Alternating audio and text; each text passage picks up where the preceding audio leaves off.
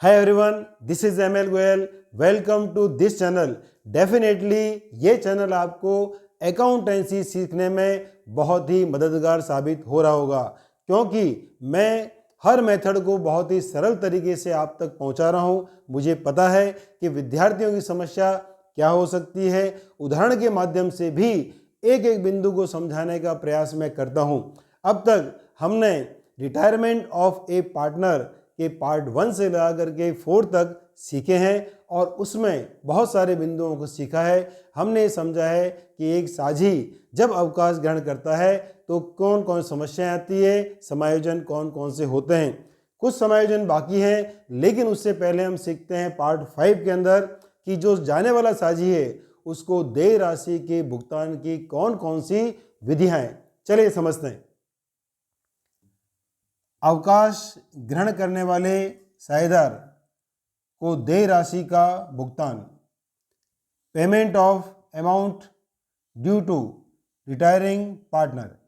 देखिए, सारे समायोजन करने के पश्चात जब हमें ज्ञात हो जाता है कि जाने वाले साझी को इतनी राशि का भुगतान करना है, अब ये भुगतान की विधियां कौन कौन सी होगी, तो मुख्य रूप से ये 3 विधियां हैं। कौन कौन सी, समझिए। नंबर 1 है एकमुश्त भुगतान, लमसम पेमेंट। बहुत ही सिंपल सा अर्थ है इसका, जो राशि बनती है एक साथ चुका दी जाए, इसे कहते हैं लमसम पेमेंट। दूसरी विधि है किस्तों में भुगतान, पेमेंट इन इंस्टॉलमेंट्स। इस विधि में हम क्या करते हैं कि देय राशि को साझी के ऋण खाते में ट्रांसफर कर देते हैं और ब्याज सहित निश्चित किस्तों में उसकी राशि को चुका देते हैं। तीसरी विधि है वार्षिकी विधि द्वारा, पेमेंट बाय एन्युटी। देखिए, इस विधि में वार्षिकी के आधार पर उसका राशि निकाली जाती है कि वर्ष में उसे कितनी राशि का पेमेंट किया जाए, और यह पेमेंट उसके जीवन पर्यंत किया जाता है। इसे कहते हैं पेमेंट बाय एन्युटी। तो तीनों विधियां हम बारी बारी से समझने का प्रयास करते हैं। चलिए, तीनों विधियों के लेखांकन को समझें। उससे पहले एक महत्वपूर्ण बात को समझना होगा कि यदि पूंजी खाते स्थिर विधि से है तो डेफिनेटली पार्टनर्स करंट अकाउंट भी बना होगा। तो करना आपको यह है कि सभी समायोजन के पश्चात पार्टनर्स कैपिटल अकाउंट का जो बैलेंस है, किसका, रिटायरिंग पार्टनर्स का, बैलेंस को ट्रांसफर कर दीजिए पार्टनर्स कैपिटल अकाउंट में। तो देखिए इसकी प्रविष्टि।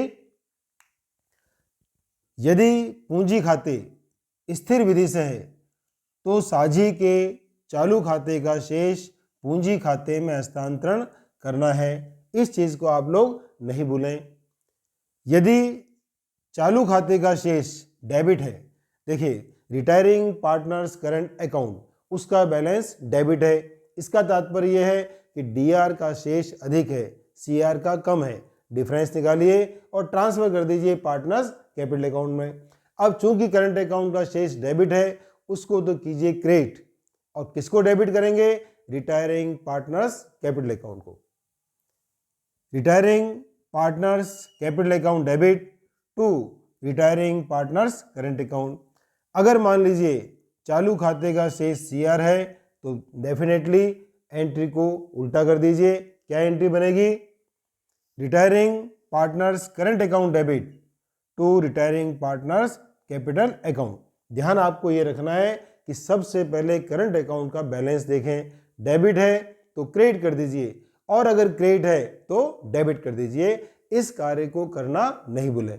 चलिए अब समझते हैं तीनों विधियों में किस प्रकार से लेखांकन होता है। सबसे पहले समझते हैं एकमुश्त भुगतान।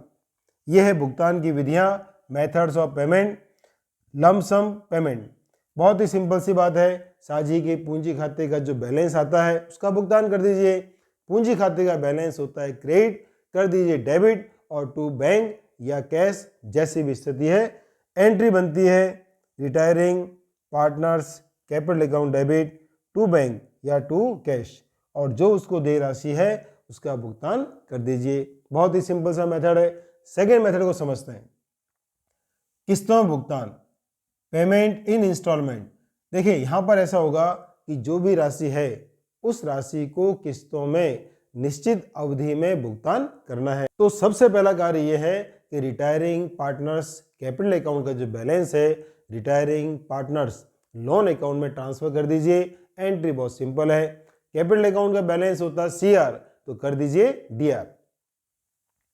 देय राशि पार्टनर्स लोन अकाउंट में ट्रांसफर करनी है। Retiring partners capital account debit to retiring partners loan account. यह कार्य आपने कर दिया। अब मान लीजिए किस्तें 6 महीने की किस्तें, तो 6 महीने जैसे समाप्त होंगे तो आपको 6 महीने का ब्याज लगाना है। किस अमाउंट पे? जो भी लोन का बैलेंस है।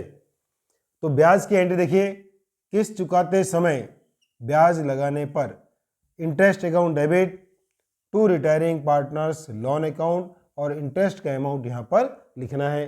इंटरेस्ट अकाउंट को डेबिट क्यों किया?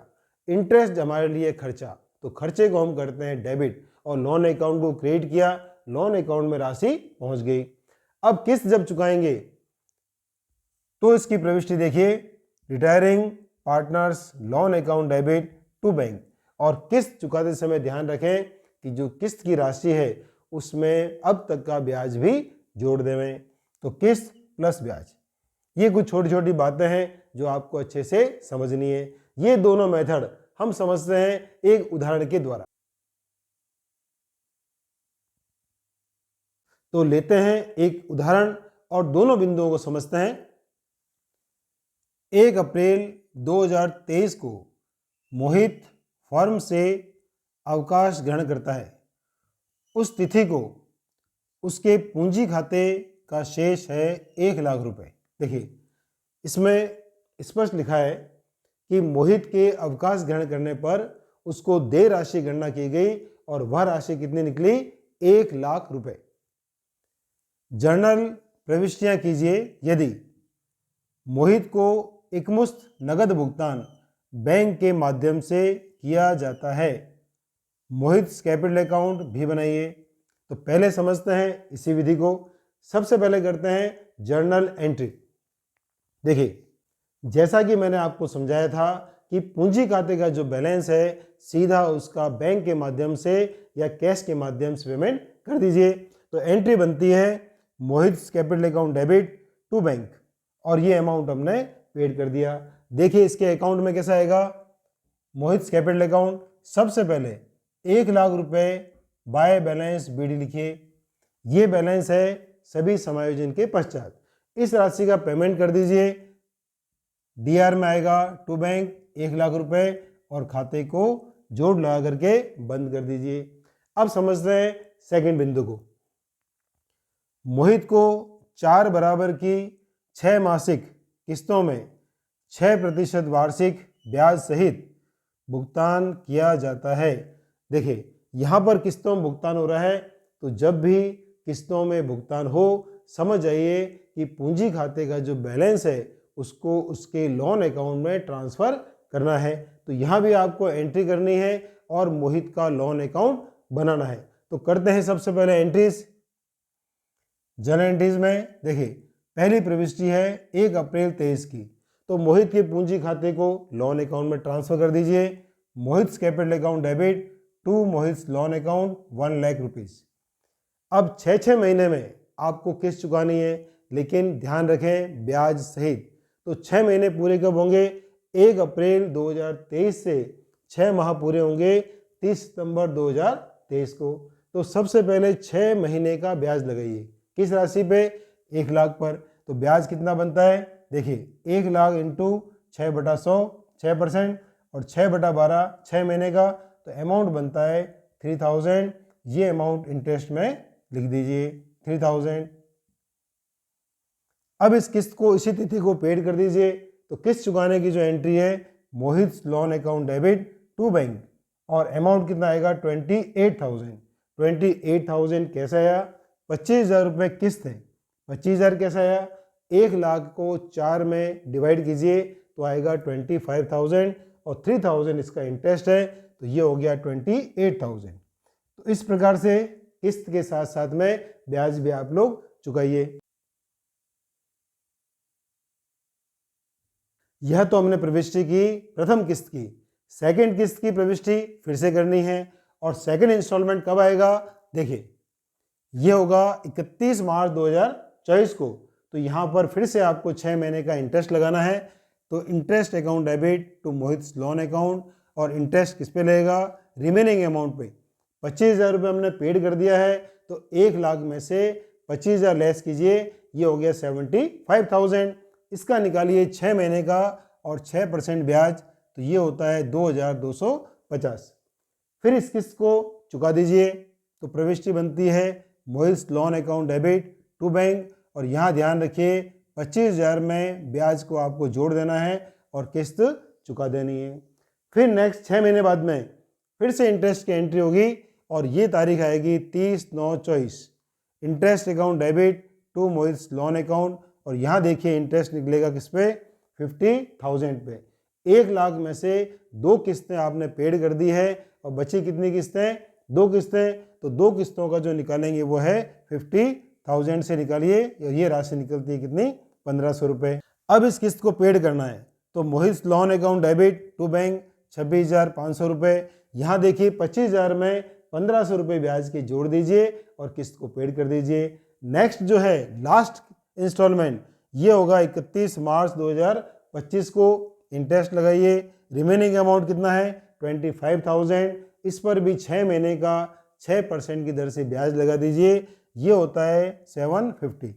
और इस किस्त को भी पेड कर दीजिए Mohit loan account debit to bank, और लास्ट किस्त में लास्ट इंटरेस्ट को ऐड कर दीजिए। तो ये है जनरल प्रविष्टि। और अब समझते हैं कि लोन अकाउंट कैसे बनेगा, समझिए। मोहित लोन अकाउंट, सबसे पहले हमने कैपिटल अकाउंट को यहाँ ट्रांसफ़र कर दिया और 1 लाख रुपए यहाँ पे लिख दिया। तो जो एंट्री थी हमारी Mohit capital account debit to Mohit loan account, तो मोहित लोन अकाउंट में हमने क्या लिखा, CR side by Mohit capital account. अब जो किस्तें हैं उसकी आपको पोस्टिंग करनी है। सबसे पहले किस्त आई है 30 सितंबर को, बाय इंटरेस्ट 3,000 रुपीज़। फिर इसको पेड कर दिया टू बैंक, ये देखिए 28,000, 25,000 प्लस 3,000। 6 महीने बाद में फिर से इंटरेस्ट की एंट्री है, ये देखिए, और इसको फिर से पेड कर दिया। तो इंटरेस्ट की जो एंट्री है, interest account debit to Mohit loan account, तो मोहित लोन अकाउंट के CR में लिखेंगे बाय इंटरेस्ट। इस प्रकार से 1 वर्ष में 2 किस्तें पेड कर दी है और इसका बैलेंस निकालिए, टू बैलेंस CD 50,000। इस बैलेंस को नए वर्ष में आगे ले जाना है। ध्यान रखें 1 अप्रैल से 31 मार्च तक वर्ष चलता है, 31 मार्च को वर्ष समाप्त होता है। समाप्त होते ही खाते का बैलेंस निकालिए और उसको नए वर्ष में ले जाइए। 1 अप्रैल 2024 को बाय बैलेंस BD 50,000। फिर से 6 महीने का इंटरेस्ट बाय इंटरेस्ट 30 सितंबर को। 30 सितंबर को फिर से टू बैंक 25,000 प्लस 1,500 रुपये पेड कर दिया। लास्ट इंस्टॉलमेंट की प्रविष्टि है 31 मार्च 2025 को, बाय इंटरेस्ट 750 रुपये, और लास्ट इंस्टॉलमेंट भी पेड कर दिया हमने 2025 मार्च 31 टू बैंक, देखिए 25,000 प्लस 750, और ये अमाउंट भी पेड कर दिया। इस प्रकार समस्त अमाउंट इंस्टॉलमेंट में ब्याज सहित हमने चुका दिया। जनरल प्रविष्टि कैसे होती है और लोन अकाउंट कैसे बनता है, यह आपको अच्छे से समझना है। तो रिटायरिंग पार्टनर को देय राशि के भुगतान की 3 विधियां हैं। सबसे पहली विधि है एकमुश्त भुगतान। जो राशि उसकी बनती है एक साथ बैंक के माध्यम से, कैश के माध्यम से पेड कर दीजिए।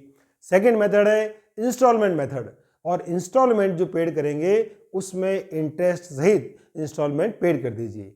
अब बचती है तीसरी विधि, और वह विधि है एन्युटी मेथड, अर्थात वार्षिकी विधि, और ये समझेंगे हम अगले पार्ट में। इस वीडियो को रिवाइंड करके फिर से अवश्य देखें और इस वीडियो की लिंक को अन्य साथियों तक शेयर अवश्य करें। मेरे साथ में अंत तक बने रहने के लिए बहुत बहुत धन्यवाद। Keep in touch with me. Thank you.